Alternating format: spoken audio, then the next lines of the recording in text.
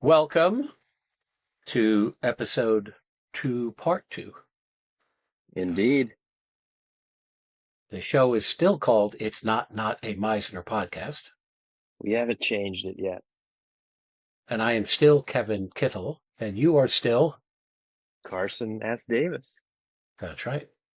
Yep. The joy of part 2 of episode 2 is that we have a conversation with someone. This entire episode is a conversation with someone who I believe falls in that category of actor's actor, the kind of actor that other actors admire and always want to talk about acting with them.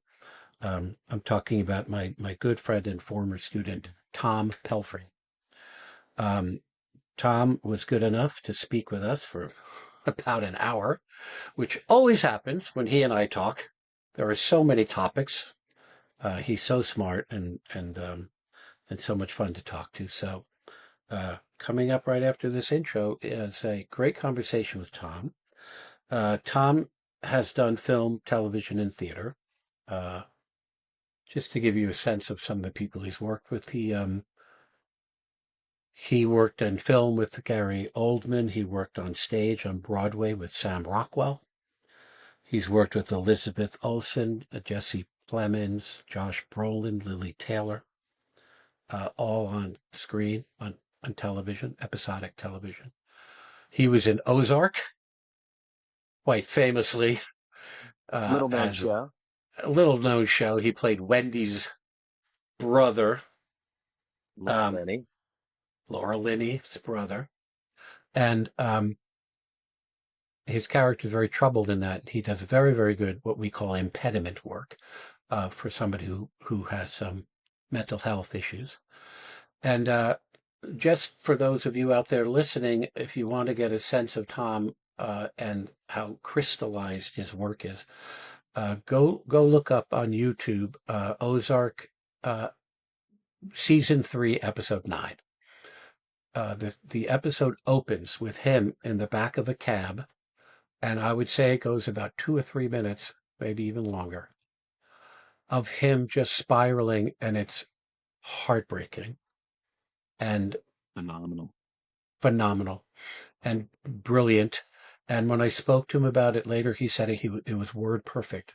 It feels improvised. He said, no, that's letter perfect on the script. Wow. So that's part of his technique and skill, is that he can make it look like things are coming to him in the present moment. But if you were holding the script, he's word perfect. So that's technique, right? But what's great about this conversation is that we cover with Tom what you and I covered in part 1 of this episode, which is this notion of being in touch with your primal self, your childlike self, your unapologetic self, right? You respond in the moment and clean up the mess later. Okay. And we cover a lot of topics. One topic that he brings up that I really liked a lot was he talked about purpose. He talked about the importance of segment. Purpose. And so what he's saying is that not only does he act with purpose, but that his acting has purpose. You feel as an actor that you have that you serve a purpose. Okay. Yeah. I was in the conversation. I forgot I was part of the podcast. I was just taking notes as a student. So. Oh, well, that's part of it, isn't it? Yeah. Yeah. Carson, you drop out for a little bit there because you just get so caught up in listening, which we all should do. We should listen, Absolutely. Why would we interrupt? So that's why I'm glad you're part of this, by the way. All right. Well. I look forward to all of you listening, having the great experience that we had.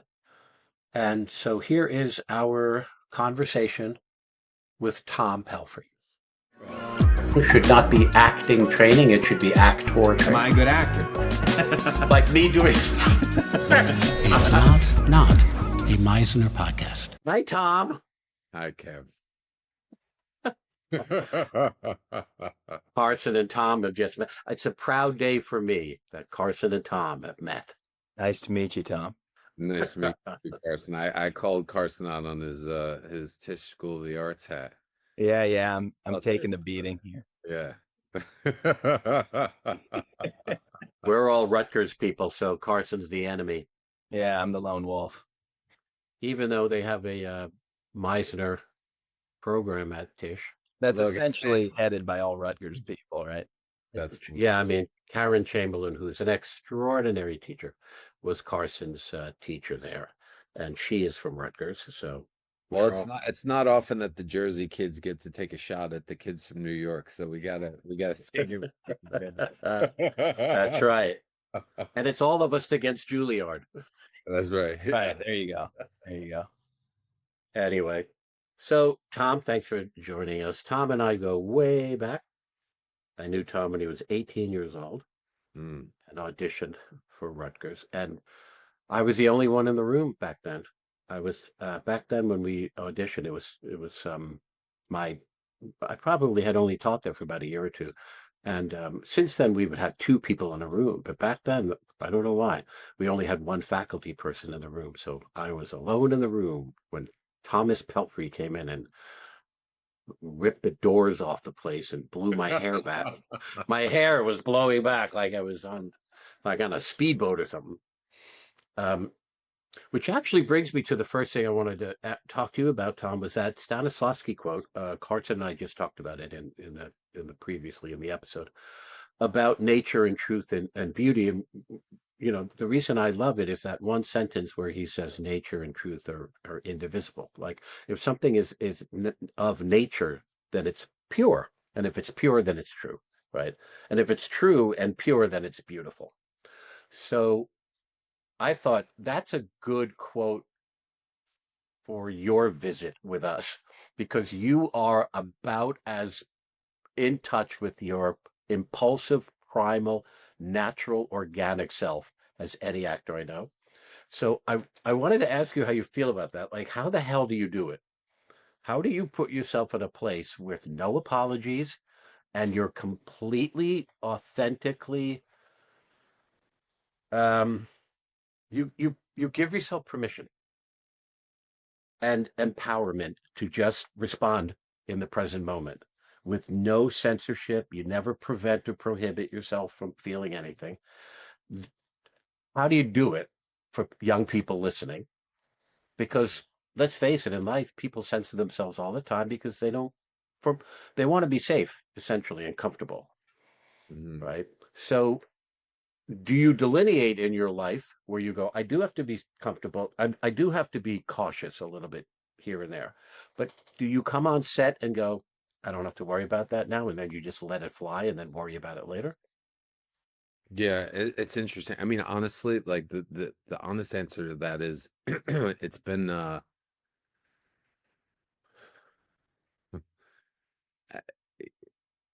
I don't know if you remember this. I actually came to you probably sophomore year of college. I was probably 19, and I was like kind of struggling because I was like, I have no like impulse control.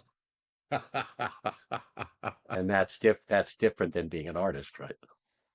Well, it's just a matter of when. I mean, that matter of when within reason, because you're not going to kill somebody on stage because you feel free, but like within the context of like, I don't know. I think part of it is like in a good way that I was fortunate enough to have my first experience with acting was, as you know, with Kazakov, with Steve Kazakov. Who, can you say where that was again? We really want that was great. That was the Performing Arts Center at which is part of the Freehold Regional High School District. It was Howell High School. Right. So Howell was the public high school I was going to go to anyway, and it just so happened to have this sort of performing arts magnet school, and they had dance and writing and singing and acting. And Kazakov was the acting teacher, and Kaz was a graduate of Mason Gross as well. He got his MFA there. Yes. With Bill. And so his mentor there would have been Bill Esper. Totally, 100%. Yeah. So, but I just love that here in the kind of heart of New Jersey, the middle of New Jersey, is this extraordinary program. Yeah. That you and quite a few other people that I know came out of that program that I Oh yeah, it was like Well, a pipeline for a minute there to oh my records. gosh. We went like 6 years straight, always having at Yep. least one student. Adriana Denorio de Mayo came from there. Yeah. Rachel Chiani, who now runs that program after Kaz left, she came from there, trained at Rutgers, and went back, and now she teaches there. Yeah. So I mean, to your question, it was, I had a very good teacher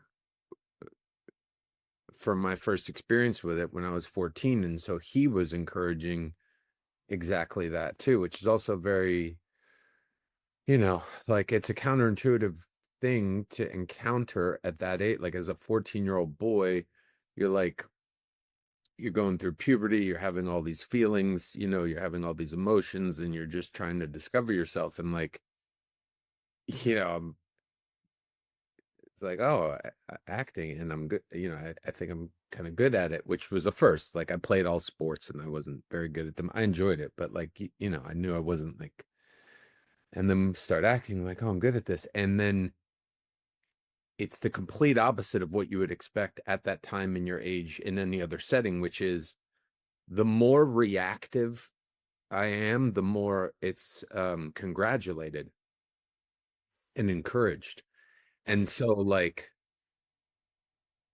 being in an environment where, being vulnerable and reactive, not just vulnerable and reactive, like was not only encouraged, but was really celebrated. It was like, oh, this is the thing that's, it's coming to life in a real way, and that's being encouraged and celebrated. And then, so then, yeah, you can imagine quite naturally, like you sort of, and then you go on to, and then you're my teacher in college, and the same thing is true. And you're just like, this is weird, because the thing that I love and the men that I admire who are shaping me as a young man are all seemingly enamored of how reactive I am. And that seems to be the thing that is, at least at that point in time, the most helpful, and it seemed the most predictive of being able to do the thing well. And so it took a while to realize that there needed to be a mechanism away from, where that's checked, Right. Yeah. not that I was running around completely out of control, but that it's actually, it's actually quite hard to feel like you're having free expression and then put a lid on it. Yeah. At that age, especially, you're Yeah. crazy hormones and all of it's happening at once. But I think it's really important. I mean, I'm glad you bring that up. We do, I want our podcast to be for everybody, but I do think we will have teenagers and 20-year-olds, listening to this, because it is a bit pedagogical at points. And I think it's important for everybody to hear it, but also, to be a little bit old school about it. For, these days there's some debate about what a boy is and what a girl is, but there's still at the heart of it all, that boys and men are schooled in a certain way, and told to like either tamp down the experience you're having, or sometimes encouraged to have it. A boy acts like this, that kind of stuff. So I think it is And important. also for the record, everything I just said would apply equally to a girl as well. I mean, anybody at that time, any teenager, the emotions are going to be through the roof. The amount of self-awareness and then the like all the feelings that come up with that, and then comparing yourself and trying to figure out who exactly you are. I mean, that's such a huge, there's so many divergent things that are happening around that age, that makes it hard to parse, exactly what can be attributable to what. Yeah. Yeah. But I also think that I think I probably told both of you guys this at some point, that the stuff that we used to get in trouble for in school is actually that's our superpower, you know. Like when I was a kid, you know, even of course I'm way older than you, Tom, but you're explaining from when you were a kid, but go back 20 years before that, or even longer, 30 years. When I was a kid, I would get in trouble for having impulsive and reactive responses to things. It was like, sit down and be quiet, you know, and face with all the chairs in the classroom faced the front, and the teacher was up there. So it was all teacher centric, you know. And I told the story that when a little while ago, my wife and I went to visit my mom, and my mom took out the box, you know, with old photographs and things in it. Mostly, probably to embarrass Most people me. are not going to know what that is anymore, Kev. No, it's all on the phone. It's all on the My phone. mom took out the phone. The phone, yeah. No, this was a box of photographs and documents and all. And they found my second grade report card, and it said the teacher literally wrote, Kevin would do much better if he didn't just get up and wander around the room whenever he felt like it. And I remembered it. I remembered that they were doing math on the board, and I'd be like, well, this ain't for me. And I would just get up and wander around, you know, look out the window. And so, you know, for anybody listening, that the stuff you get in trouble for in school, we honor that, and we celebrate it. But as Tom alluded to, you then have to shape it. You know, there's form to it. You know, like Tom and you said, I wasn't just running around like you know, like splashing it all over the place. But the truth is, when you first came to school, Tom, when you were 18, there was a little bit of that. I remember some faculty. Oh, hell yeah. Oh, Faculty would say to me, you got to rein your boy in, because you were my guy, you know, you got to rein your boy in there. I'd be like, will you let him just, I got it, take it, you know, and then you become more and more of an artist and less of a loose cannon and a knucklehead, you know. yeah. You don't want to lose that. You don't want to lose that rebellious quality. I know. And this is another thing that's really hard. This is really hard to grasp at the time. You know it, Kev, because you were the teacher and you were leading, you know, multiple classes of kids through it, but it's a process. Yeah. You know, like you really, like, looking back, like I don't even think I really understood that at the time. Like, how can you, you know, like I want you to be fully here where you are right now, experiencing this thing, and know that this is just one stone on the path of stones towards where we're going. And that's like really hard to wrap your head around when it's your first time going through it. You know, I can look back now and see how it was a process. And even if you intellectually understood it was a process, then it's like, I don't know. You know, I'm where I am, like knowing what I know right now. And yeah, you say there's things coming, but you've never gone through it. So your ability to sort of self modulate within that structure is quite difficult. Yeah. How can you when you don't know what it looks like, when it's coming? Like, there's irony in that, right? It's like, Tom, be present where you are, but listen, there's there's something coming, but don't pay attention to that. Yeah. But I think for the purposes of what we're doing with this podcast, it is really important to say that there is technique and there is form. Because a lot of people who misunderstand Meisner, they're like, oh, that's the one where you just yell and scream and snot goes flying and you say fuck you and fuck you. It's like, no, it's the one where it unfolds in perfect adjustment from unanticipated moment to unanticipated moment, and you are rooted in and grounded in sensuality. You know, you're not bouncing off the walls and throwing shit, you know. And yeah, well, that's what I mean by the process, that there's multiple things you're learning on multiple different levels simultaneously, and it's really hard to like pull them apart until you can pull them apart, which is like, you know, you talk about repetition. Yeah, it is about being able to come to life in your body fully. I think like the snot and the yelling is part of it, but then the other part is learning how to control and place your focus, your attention. Yeah, of course. You know, to like to be unself-consciously putting all of your attention on another person, which is a wildly like vulnerable and it's not something we often do. You know, anybody listening to this, I have this experience sometimes. If you ever have the experience where like you're talking to someone and they just kind of tell you something personal and then they go, I can't believe I just told you that. It's because you were really listening. And Yeah. reason that they say, I can't believe I just told you that is because most of us are not used to people listening to us. Really. They don't know what to do. Yeah. Well, and so that's part of that Meisner training too, is like to really learn how to consciously like let yourself put all of your attention onto someone else. Yeah. That's a vulnerable place to live in life. Oh my God. Yeah. But don't the three of us sort of take it for like right now, the three of us are talking and listening, but like we're really listening, just each of us is talking and the other one is listening. Right? There are too many people who think the opposite of talking is waiting. I talk and then I wait for you to stop talking and then I talk more. Like, no, the opposite of talking is listening. You ever talk to somebody and you feel them just waiting for you to stop so they can just go on more of it? I have more of my brilliance to say. I'm like, I'm okay. You know what? If I left, you wouldn't notice. You might as well just talk to yourself, talk to the wall.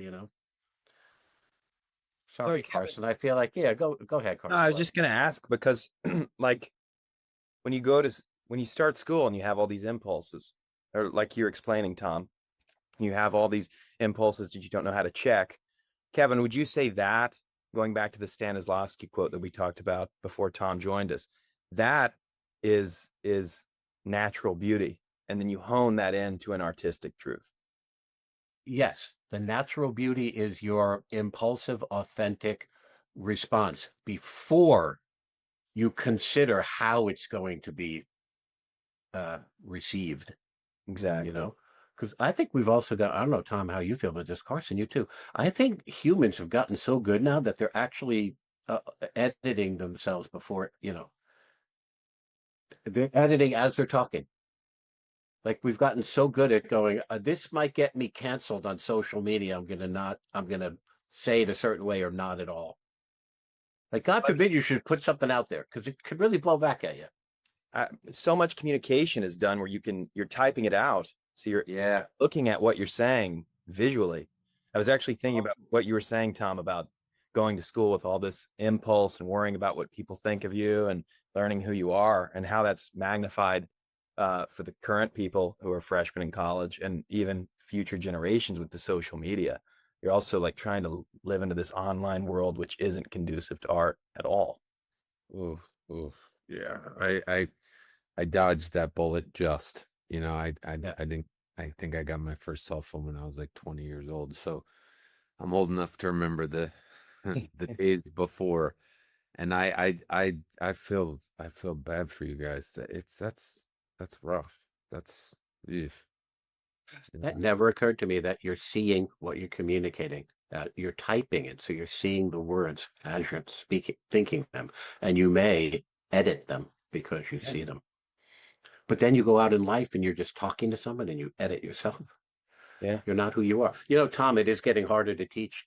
It's getting harder to teach this because whenever I do, say, a summer program with 15, 16, 17-year-olds, when they finally crack the code, I see a weight lift off them. When I say crack the code, I mean they look around and go, oh, you mean I can come from my genuine self here? It's encouraged. And then also I've noticed that when they do it, it's not because I let them, it's because their peers let them. Like they'll go up and do an activity and live something truthful and then wait for their peers, other 16-year-olds, to feed back to them that, what they did was not cool and they're going to get canceled. And when they look around and go, nobody's doing that. They go, oh, we're all in this together. We all want to do it. Yeah, I mean, I think it was you, but you used to say a lot, and it stuck with me. You said the degree to which you are judging is the degree to which you're not being creative. So you can't do both at the same time. You can't do both. Right. You can't do both. So this makes me want to turn the corner a little bit to talk about the same thing, but more directly, because Tom, you have a 2-year-old daughter, Matilda.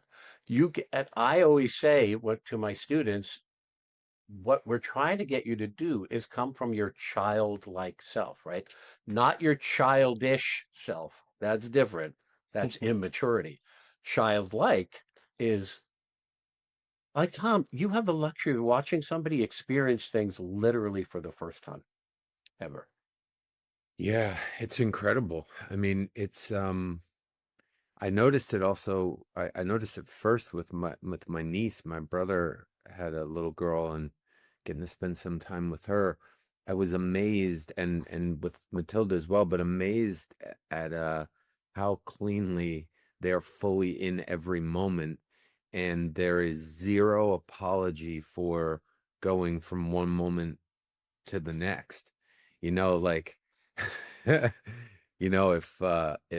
Matilda wants a bottle or something, I'm making her bottle and she's just tired and she's just crying because she wants her bottle.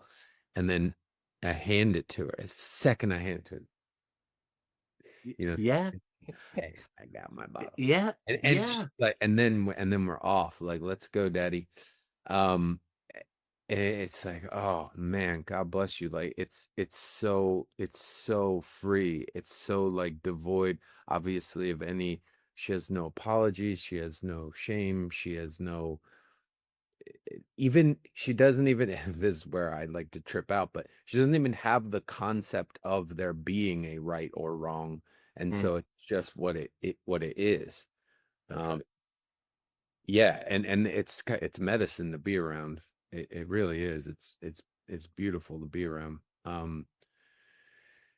And yeah, there's because of that, there's an ability to go fully and deeply into something and then go fully and deeply into its opposite, you know, like that. Yeah. When you think about it, the only quote unquote wrong thing that could happen is if she were unsafe and you'd have to protect her because being so new like that, you're not only are you filled with wonder and awe, but you also might not recognize something that could be harmful, Yeah, and that's So yeah. the right or wrong is whether or not you're safe as opposed to whether or not you're correct. Yeah, and you can feel kind of intuitively as the changes occur when the instruction might be useful to begin, like you sort of feel intuitively the journey that's happening and like, oh, it's too early to even, versus okay, there's some kind of understanding where that can be introduced. But yeah, and then your job is just the boundaries and keeping her safe, and I try my best otherwise to stay out of her way. Get out of the way. Isn't that great? Stay out of her way and just let her be. You know what the other thing is? All children explore, but you have to let them explore as themselves. They're so individualistic. Like that individual exploring is exploring the way they explore. So on that level, I remember you telling me once, Tom, you're like, there's something about Matilda. I swear she came to us, and sort of Yeah. she already kind of had it. And it's our job to not crush it. Yeah. Well, I mean, my partner could go even further where she said, that's the baby that was in my belly. Like she feels that the personality was present before Matilda was even born. And she felt like what she is now is consistent with that. So yeah, it's a very real thing. And those were observations made in the moment that were not like preconceived ideas either of us had. That's extraordinary. So, so then do you mind, I don't want to get too pedantic here, but do you mind addressing how you may have refined your technique? Like we talked about how when you were young and so alive, I just always looked forward to you working in class because it was for me to be like, that's what it looks like, Hey, do you remember the famous Superman episode? Do you remember that, Tom? Oh my God, yeah. Is it okay if I tell it? Yeah, sure. When Tom Carson, I advertised this one. When Tom was like 18 in my class, he had a T-shirt that had the Superman emblem on it. It was just basically like if he were have this Superman costume on, right? But one day in class, he was wearing it as an undershirt, so he had a shirt over it, a collared button-down shirt. He was so alive in the scene he was doing. He just got so mad, he kept pulling at his shirt, and then at one point he just ripped it open, and Superman was like, we all we're like, oh, I didn't know you were Superman. You know, the image in the movies when he's running and he opens his shirt and he's got the Superman outfit underneath. Tom, I didn't know you were turning into Superman there. But the other thing about early, peaked early, Carson. That was that was the best I'd ever been, and it's been downhill from there. but listen, here, first of all, there's 2 lessons in that. One, the guy didn't give a fuck that he ripped his shirt open. He just was so upset that was the act, in a sense, the activity, quote unquote. That's what he had his hands on, and it was a physical manifest of his internal life. But the other thing, Tom, was that the only person in the room who didn't respond to it was your partner, who you were working with. It was early enough in the training that she was not yet in that groove, that zone of like, everything that is, and it's my concern. So later I said to her, you didn't even flinch that your partner was Superman. Like, you were the only one in the room who didn't acknowledge. You go, are you Clark Kent? I didn't realize. You know what I'm saying? So there was a missed moment there because maybe, I don't know if your partner unconsciously was thinking, well, it's a mistake to rip your shirt. Maybe that's what she was focusing on. Maybe. But I think you could do both. You could focus on, my God, the guy across from me is ripping his shirt open. That's how alive he is. But in the nanosecond later, like Matilda wanting her bottle and then getting it and instantly smiling, you go, I'm freaked out, you're ripping your shirt. The next moment is, but you're Superman. You know. Well, and Kevin, you say this all the time in our theater company, the 1-1 project. You always say that if you commit, the Goethe quote, if you commit yourself truly to something, Providence will be on your side, right? That's exactly what a great example of that. What a great example. If you fully commit to something, Providence takes over and it offers you things that you never would have done yourself, you know? Right. Yeah. Yeah. So can you talk a little bit about the process of refining, of never losing that impulse of self, but putting it into building a house around it, you know? Yeah, I mean, I think some of it is just time. I think some of it is just doing it over and over and over again, and then you feel more and more in control of it. Like, you know, I remember being younger in high school and the beginning of college, where like certain scenes that had a certain emotional weight, like it would kind of take a while to like get in the headspace. And I remember sometimes definitely in high school, but even in the beginning of college, then also at the end of those scenes, kind of having a hard time shaking it off. You know, sort of like an emotional scene, kind of feeling, you know, maybe that I couldn't stop being emotional for a while after the scene, even though intellectually I knew it was all whatever. And that's like, well, I don't really think your body fully knows the difference, which is why that the behavior is truthful, because your body will like actually do it. So there's that. But it is also kind of a muscle. So where it would take less and less time the longer I did it. And you said that to us in class. You were like, you will develop this muscle and this will all become easier to turn on and off as you continue to work it. And that was entirely true. And I mean, I think everything was just a process of like, oh God, I can see like 5 different dimensions open up in which I can answer this question differently depending on it. Would it be more helpful to say like like exactly in what way you mean it would be useful to talk about refining it? Yeah, like, In was terms there of, like playing a character, in terms of like as the actor, like I think, well, I remember you telling me that Laura Linney really helped you learn a new kind of she has a analysis. Yes. Yeah. She has a And great so, process for script work. Yeah. so that's a refining, right? Of like, well, I'm not just up there throwing my impulses around. Okay. I see. You know what I I'm see. saying? Yeah. In the big picture. Yeah. Well, what I came to believe, and then learn how to live out was something that, I think you would have instilled in me more strongly than anyone else, which was, now Kaz did this too in high school, and so I'll differentiate, but like both of you were absolutely adamant that we were part of a greater whole. Adamant, you know. And with Kaz, this was quite literal in terms of, if we're doing a play and I'm the lead role and I have a day off, I'm staying and helping the crew build the set. Oh, that's That's amazing. oh yeah, that was like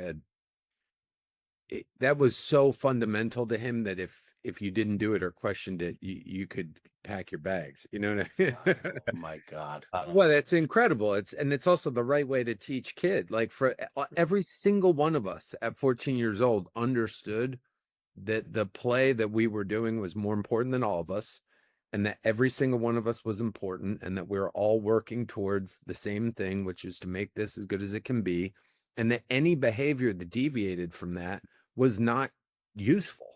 Like disrespecting other people's work, not being focused, not being ready, not being prepared, not being on time, and that was drilled in. And like, the teenager in me who was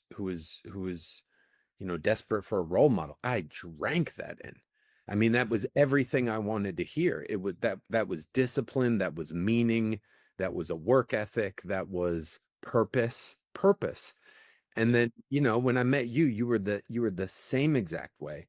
But what I would say that you added to it, or at least maybe I was old enough and developing enough to like hear this in another way, was you were also saying, yes, and everything you're doing as an actor inside of the play is in service of the story. Yeah. Script, director, actor, and I remember that being, I mean, those were the commandments written on the stone tablets. I mean, it's I say that because it's kind of wild going out into the wild and realizing that's not the way. Not the way it is often. No, I know. But I will say the best people that I work with, the things that usually turn out the best do work that way. With some allowing for variation depending on the medium, but like the smartest people still that they treat that script, with the respect that it deserves, even if it means spending a lot of time getting the script to where it needs to be before you start doing anything else. But yeah, so then everything becomes refined to that end when you fully understand it, because I think you're young and you're just like learning these things. It's also very overwhelming to like fully come to life, and it's like hard to control that in the beginning. Like you do have to experience it a lot until you can like let it kind of move through you in a way that doesn't feel like it just completely overwhelms your system, especially. Yeah. I know that was for me. Like it was just the shirt ripping. All of it was because I just felt literally overwhelmed. Yes. Yeah. Yeah. And then eventually physical was a way that. Yeah, it's just yep. Yeah. So and just I'm sorry, but yeah, so just that's all just the value of having that in you, that wonderful connection to your primal self, and yet knowing, but this is in service of a story. This is in service of a story. And like I'll use actually Deborah Headwall here as an example, because she said it in a really succinct way that was, she was always encouraging us, just as you were, Kev, to like, you got to go out there, you got to expand your knowledge, you got to expand your heart, you have to feel, go ahead, go, get your heart broken, fall in love, go to the museum, appreciate art, you know, expand, because she would always say, like, you know, to whatever extent you are expanded is the extent to which you can play the character. So she basically, like, if you stay small, you cannot play Hamlet, because has a huge experience. And so she's like, part of your job is to expand your experience, right? And this also ties into the creating versus judging, that the wider and deeper your experience, the less you're maybe tempted to judge, because you've had such a rich experience. You kind of understand where people are at, maybe a little bit easier, because maybe you've been a lot of different places, and you have maybe a little more empathy for it or compassion. But anyway, so that's part of our job. And then she would say, okay, so you get as big as you can. And then she would say that then I hope I'm not butchering this, but basically, like, and then maybe some roles within the expansion of what you are is like kind of identifying, like, oh, it kind of lives like over here. Like, there's this bubble of me, there's this part of me, there's this quality of mine that is the essence of the character. And we know that, because that would be the essence that would serve the story the best. So then, like, oh, it's like this part of me. Okay, so, like, can I zoom in on this and expand this? Like, what happens if I take that thing, you know, because she would always say, you're everything. You are everything. You are all everything. It is just, what will you allow yourself to experience and be? You know, like, you know what it is to kill someone, because have you never been angry enough that you feel like you could? That's all you need. That's all you need, you know? So, like, you know, that moment, oh, I could kill that person. So you know, like, that's, you know, and then finding that thing and expanding it out in service of, and it's always, everything you're doing then becomes in service of, and working on the script becomes, you know, a way to really break down and clarify yourself. How can I best do this in service of everything in service of? And it's also wonderful because, like, honestly, then you have a purpose, then you have a meaning. Like, then I'm acting not on behalf of myself, because, like, then I would be really self-conscious, you know, because then it's just like, who gives a fuck what Tom, like, genuinely, like, who gives a fuck what I want? Like, I don't even care.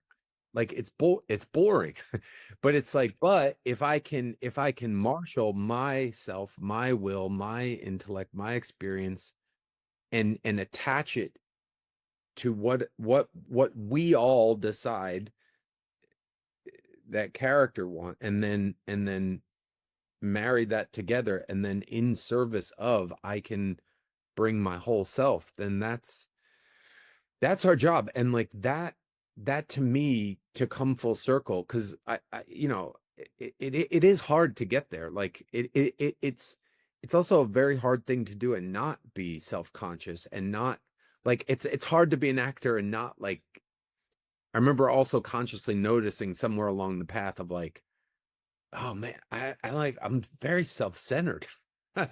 and you know, but also, you need to be a little bit at time. Like, I don't know what the right answer to that, but it's like, come on, man. If you're going to be constantly and rigorously and honestly checking in with yourself about how you feel and how you're responding to certain things, you need that information. You have to have that information. You know, if you're like a mystery to yourself, or well, there's actually probably an interesting area where, if you're a complete mystery to yourself, everything you do is probably really interesting. But it really, I actually do mean that. But then what does your life start to look like? Okay. So it's like, okay, so, like, mystery, fine for a time. And then we have to, like, figure this all out. And then there's that awkward phase where you're becoming aware of everything. you feel super self-conscious, you feel a little too self-involved, but you kind of need to go through that process to come out the other side, which is like, okay, now I have a sense, I have a lay of the land, I know why this and that goes, and now I can let that go. And now, like, what do I do with all this? And that it's a process, but then it's such a relief to say, like, okay, like, here's the thing, on this project, you are the left tackle, and you just do not let anybody touch that fucking quarter. It's like, you got it. Yeah, you distilled it. But listen, man, I'm just gonna bottle that shit, huh, Carson? I'm just gonna take what he just said and bottle it and be like, that's it, everyone. You don't need to know anything else. Hey, that's the class. Amazing. But truly, and not just because we're here, you taught me that. You were always very passionate and persistent and clear on that. And that you put that into all of us, but into me especially. I know it in a deep way at a very impressionable time. And so those things become part of who we are. There is we were talking before about nature versus nurture. Yeah. I think there's a lot of, we come in with a certain thing, and then then our environment shapes us, and our mentors shape us, and our teachers shape us. Thank God for good teachers, but they shape us and give us values and principles, and and you taught me that, and I'm very grateful for it, because not only do I think it's right, but it lets everything be meaningful. Yeah. It lets everything be meaningful, and it lets everybody be involved. It transcends things from, like, self-serving into, like, oh, we can all maybe accomplish something here that none of us could have accomplished without each other. Yeah. So important. So important. Well, first of all, thank you for saying all that. I doing this podcast is very weird for me, because I don't like to talk about myself. I don't like any fucking energy or any attention paid to me. You want me to tell the story about when we figured out what your birthday was? That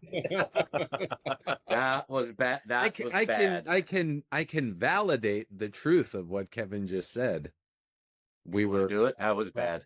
Sophomore year in college, somebody did some digging and found out what his birthday was. And because Kevin's just saying, I don't want any attention, I don't like when anything's about me.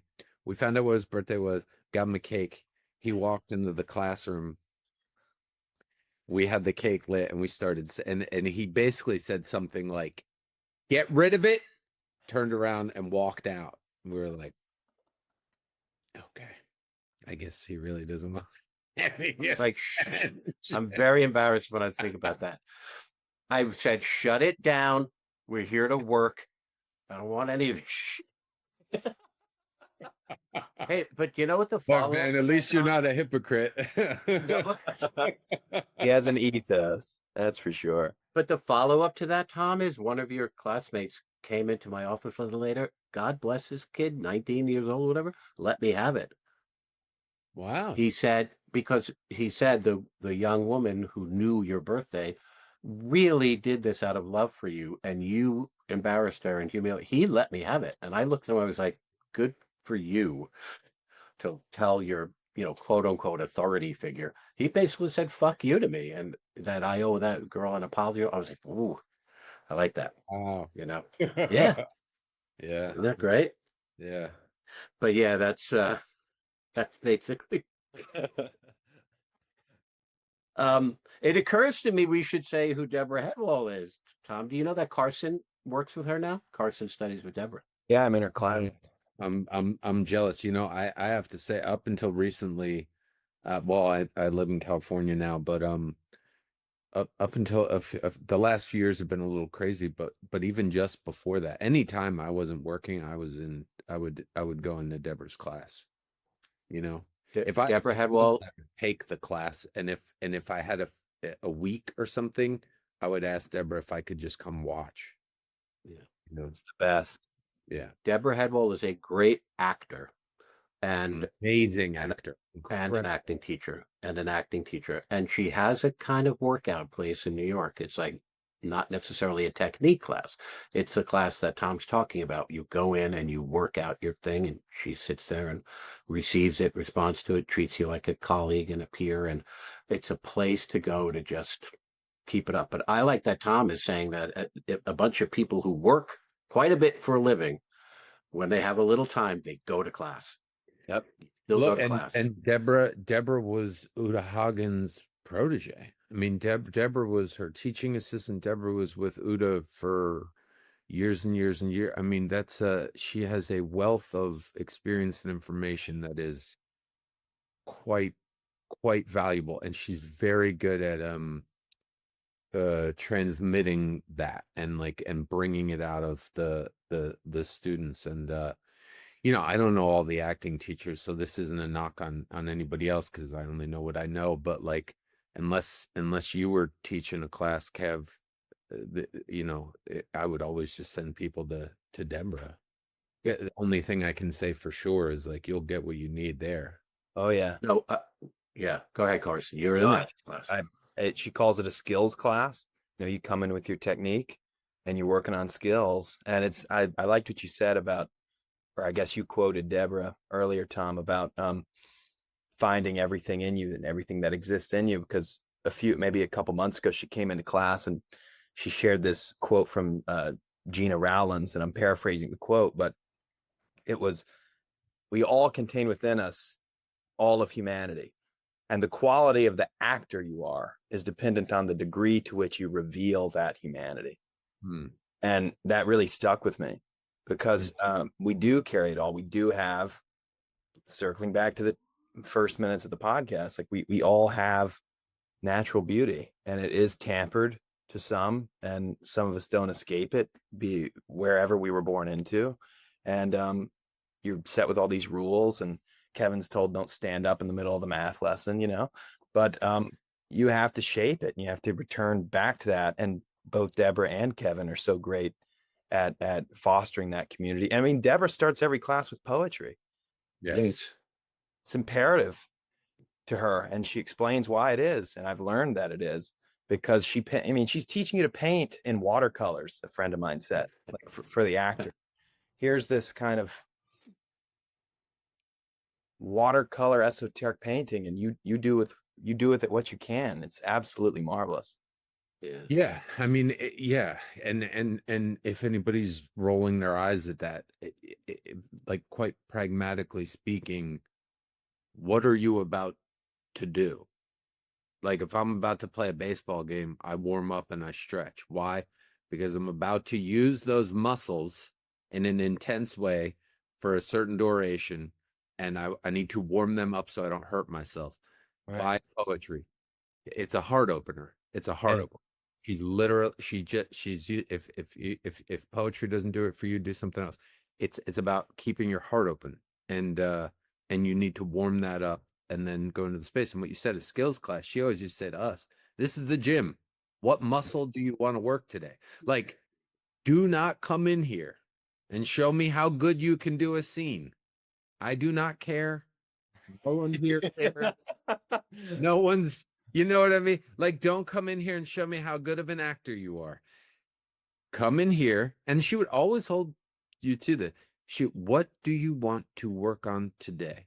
Like, today I am working on, I am only thinking about my relationship to all the objects in the scene. Like, I am going to be so focused on how everything in here, what it means to me. I'm going to personalize all of it, and I'm going to do the scene, but that's where my focus is. And then she would go, and okay, so how did that go? How did that go? How did you work on that? How did you experience it while you were working? What do you think? Blah, blah. And it's like, yo, you need that. You need that. That's you can't do that shit at work. You know? Right. And no one wants to see that shit. You know what I mean? Like, they want to see how good you can do a scene. They want you to act the damn scene. And they're right to feel that way. you're there. They're paying you for a like you have a job to do. It's your job. But like to have a space where that is encouraged, where like I want you to come in, I want you to pick which muscle. Well, are we doing a leg day? You know, are we doing a pull day, a push day? Like what muscles we working out today? And then just let yourself really work out those muscles, you know, and then it culminating usually in some version of like, now let's explore the richest version of this scene and live that out once and then move on. Yeah. Yeah. That's beautiful. Listen, I can talk to you for you and I, when we talk, we usually talk for 3 hours or longer. Literally, yeah. We do. We look back and we go, when we started this 3 hours ago. But for the purpose of time and the fact that we are in fact doing a podcast. So, but I do want to ask you, can you talk at all about the project that's coming up, about Task, or do you have to keep your mouth shut about it? Or can you talk about your experience like you're not promoting the thing? It's like, yeah, it's not like with all of our listeners, Tom, that show's going to go through the roof because of all the people listening to us right now. I don't have to go on to any of those other shows. Yeah, this is it. This is it. Yeah. But you do have a project coming out in September that looks really intense, man. And the trailer's out now. And I know you spoke a little bit. I came out and visited you when Matilda turned 1. We had a birthday party out in Pennsylvania. What was it? Philly. It was Philly, and I came out and saw you there. And you were in the middle of working on the show there, and it just looked so. You're very alive with it all. You know, is there anything you can say about it all, or do you want to say about the process? Or yeah, well, I mean, it was a dream job. It was a dream job. It's the kind of job you learn over time not to expect. You really do. You have to be realistic, and you don't want to. You just can't. Also, I don't think you can. Certain things come together in such a way that you can't. It doesn't matter how much you get it right on paper. Sometimes something magical just happens with where everybody might be at in their life, or what job they just came off, or whatever. There's a alchemy that happens sometimes that's magical, and it's not up to any of us. And so you just enjoy it when it happens. You know, this was one of those jobs. It's Brad Inglesby who created Mare of Easttown and written a lot of really beautiful screenplays, and he's also such a fucking good man and human being. But to go back to what we were saying before, a really strong, super strong script. You know, it's like when usually with jobs like this, the feeling is you read it and you go, oh, we just have to not fuck this up. right. I mean, really, it's like it's so exciting and clear on the page. You know, it's like, okay. And hopefully you make that better. That's also, it's our job to bring it to life and hopefully add something to it. But if I could say anything about that was so, I think, conducive to how wonderful it would be Brad himself. You know, he is someone who, aside from his wild talent as a writer, as a leader, as the showrunner, as the sort of person in charge, delights in what everybody brings to the table. You know, and so he was so encouraging and excited to see, and the result was, I mean, man, every day at work I'd be like, wow. You know, we'd have an actor come spend one day with us. I mean, multiple times I'd pull us out there. I'd be like, where'd you get them? Who the hell is this guy? Where'd you get him? Yeah. Who is that? You know, like, wow, every day, you know, so exciting to me, so cool. And I don't think it's it's a mistake. I mean, I think that's what happens when you have amazing writing and people in charge who are desiring to have other people bring things to the table. You know, all of a sudden you have a feast. Everyone brought some food and the table's full and it's beautiful. That's it was amazing. Yeah. You know what I love? Thanks for sharing that. You know what I love about that? And this is for our listeners. You know how many great actors there are out there, but you don't know, they're not fucking famous. You don't know their name or they're not famous. But like you said, a guy would show up, you'd be like, this guy's amazing. I have never experienced, I don't know. But then they'll be like, oh, he's all he does is work, you know? Or not sometimes. It is it is I don't even know what the right word is, but yes, there are some beautiful actors out there that most people do not know their name. That is, you gotta, boy, you remember that. Yeah. But those are the actors that I train. I like to train actors who are, you know, I would always say, you guys, I'm not training you to be famous, you know, training you to be an actor and bring yourself to the project and to the story. And well, you told me once, Tom, I quote you all the time in class. I said, you know, Tom Pelphrey told me once, he sent me an email. He goes, hey, I just figured out my job, assistant storyteller. I don't know if you remember that. I think I was borrowing that from a story that you told about Harrison Ford. Yeah. About what? So quoting, are you saying I'm quoting myself? Yeah. Well, we're all quoting Harrison Ford. You said that Harrison Ford said it in some interview that he was an assistant storyteller, and I thought that was awesome. Also, all of these things only matter in how we hear them, right? Like this is like a tangent, but like all of these ideas, you could say the same thing differently depending on how what the words mean to you or how they fall on you. I just want to qualify that. But also, like, if there are young people listening to this, like, you know, just keep doing your best. You just get lucky sometimes, and sometimes you don't. Like, truly, like, from both sides of it, I've been failed for years. I've had good years. Like, truly, all I come away with it is like, okay, I'm really grateful when things go good, but I also know that there was some luck involved, and I am bummed when things go bad, but I don't think I'm the worst actor ever because I know there was some bad luck involved. Like, you really start to not take these things personally if you're lucky. You know, if you're lucky and you want to maintain some kind of health and sanity and proper vision, like seeing clearly, you start to understand, like, I will certainly apply myself to the fullest to the aspects that I can control, and you damn well better, like, that's your responsibility. But there is a lot you can't control. And when it goes good, enjoy it. Don't confuse it for anything other than what that is. And when it goes bad, you know, you can be bummed and then move on, and don't confuse it for anything other than what that is. You know, like, Yeah. Yeah.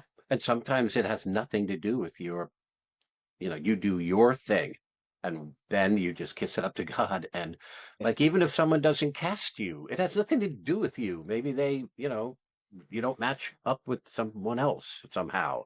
And you go like, I didn't get that job, I suck. No, there's so many other factors. there's so many other factors. I remember Kevin Direct. We used to have a theater company in New York, Apothecary, and Kevin directed for us. And there was one play that we did where Kevin didn't direct, and we had to have auditions. And I remember a certain role, and I remember 3 different actors coming in, and it was like my mind was forever blown open and changed, because I was like, what do we do? Yeah. All of these women were incredible. Incredible. Not there isn't a universe where I could tell you which one was better than the other. Yet here we are. Yeah. And we have to make a choice. Yeah. It was first of all an awful experience. It was a beautiful experience. It was why everybody, if they can get a chance to do someone else's job, even in a small way, might be helpful to help you understand like your place in things and what other people need. And it's very helpful to understand the team by getting a little chance to play all the positions. But like, I had to call all of them and say, nothing you could have done different. You were so good. We would have been so lucky. And yet we have to choose one of the three. And that decision then, in this embarrassment of riches, was based on who's playing the other and bop, bop. Yes. And all of a sudden you're making decisions just because you have to. And it's like, I you know, as an actor, I called the other two actors that I was like, I need you to know that I am not bullshitting you. I am not saying this to make you feel better. I am not interested. Like, I'm having my own revelation here and I need to share it. Like, you were incredible. Thank you. There is nothing that could have been different about it. Like, wow. And yet we have to make a choice. Right. And you go, how the hell are two of these women going home as great as they were? Because prior to that, there was never a version of me not getting it that I didn't take personally, like I failed in some way, you know. Of course. Yeah. Or let's make this the last thing, and then we'll wrap it up. That paradox of acting. First of all, acting is loaded with paradox, right? And dichotomy. There's a thing, and then the exact opposite of that thing. You have to love your work so much and be so passionate about it, and just crawl over broken glass to get the part, you know. And then if you don't get the part, you have to go, oh well, let that go and move on. You go, well, how do you let it go? You know, but you have to, because the next one's coming. Right. It's explained. This particular thing is explained very well in the Bhagavad Gita, but Krishna says to explain to Arjuna, like, I don't know if I'm pronouncing that correctly, but like, you must relinquish all attachment to results. And he gives a pragmatic explanation, which is why I think it's explained so beautifully, because like, oh yes, release all, you know, attachment to result. It's like, yeah, that sounds good, but like, why? Well, pragmatically, why, you know, is that you have 100% of possible focus and attention at any given time, right? So if I'm listening to Kevin speak right now fully with 100% of my focus and attention, whatever, but that's what's available to me at any given time. So like, maybe nowadays we all have like 10% of our brain running some Instagram loop, and I'm talking to you guys, but also there's someone in the yard, whatever. You're scattered, but you have 100% possible, let's say. So Krishna says, if you are, I mean, this is taught in all the spiritual traditions. I just feel like the Bhagavad Gita like spells it out. It says, to the extent to which you are focused on the result is that same extent to which you are not fully doing what you are supposed to be doing. And therefore, even if 10% of you is thinking about how this is going to turn out, then you only have 90% of you doing the thing in the moment that will determine how it turns out. And therefore, to whatever extent you're focused on the result, you are that much less likely to have the result that you desire. That's just fucking practical. That's just practical. Yeah, That's like, I want you to shoot this arrow, and you need to be 100% focused on the act of shooting the arrow, which will most likely give you the best result. but you can't think about the result That's right. because That's right. any thinking or worrying or planning for the result is taking away from how much attention you're putting Yeah. on shooting the fucking arrow. Yeah, built into why you didn't hit the target is because you wanted to hit the target, and that's why you didn't hit it, because you were focusing on hitting it. Yeah, You're the reason you didn't hit the target, because you only had 90% and 10% was on the result. yeah. I remember when I read that it landed on me in a way that was more clear than other ways of hearing the same thing, because Right. it suddenly became just pragmatic advice. Yeah, you're not going to get the thing. Don't you want the? It's practical. I want that thing. Right. Like, you know, if we're having a conversation and I'm worried about something else, we're not going to have as good of a conversation.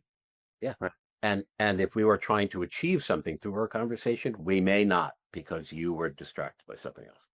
100%, 100%. And so, yeah. So that's how you do it, because the pain is I'm doing this work so I get this result.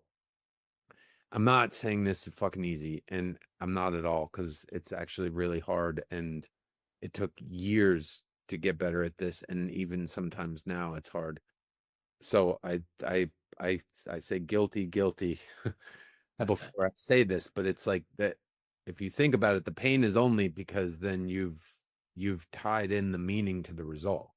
Yes. But if all of the meaning is kept fully on the work, like, you're going to give me this audition, I am going to, like, I think I saw Philip Seymour Hoffman say, he's like, and Al Pacino maybe, but like, I get to work as an actor. I get 5 minutes to show you, and for fucking me I get to work as an, and like, and that's empowering, and that's cool, and that's good, and that's like, that's where you need to live. Like, how much can I remember, after years of like pain with it, becoming like way more interested in my like internal state at auditions than anything else.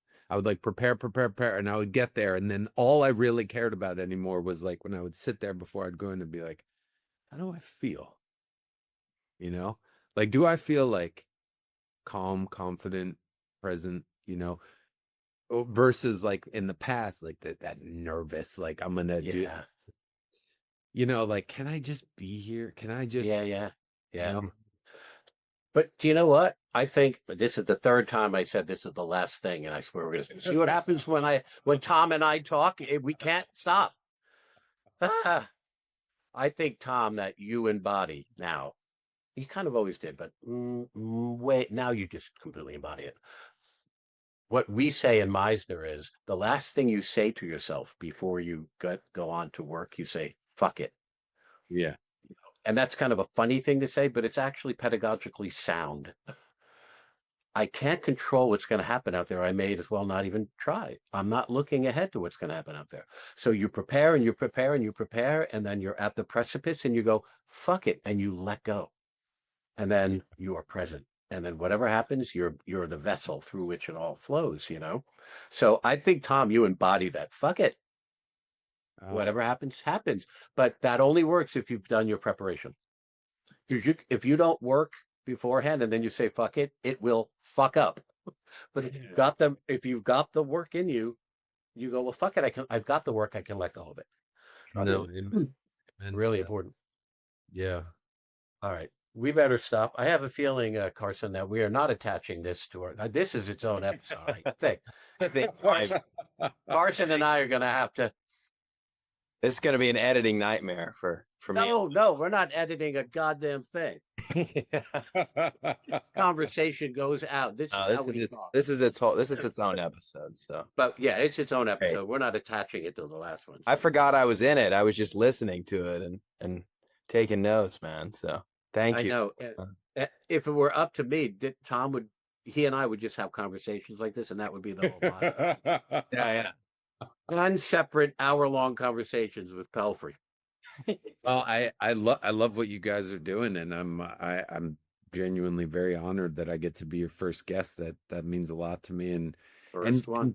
truly, you know, Kev, you're my teacher, my mentor. So many of the things that I'm saying are literally things that you said to us in college. I'm saying that for the benefit of anybody who's listening to these discussions, because I won't be here going forward and you will. I don't know that there's anything I articulated today that wasn't something that a seed you planted when we were younger. And so, you know, thank you for that. And, you know, for anyone listening to learn, you're in good hands. God damn it. What am I supposed to do with that? I told the guy I don't like praise and I don't like people paying attention. And then he says that shit.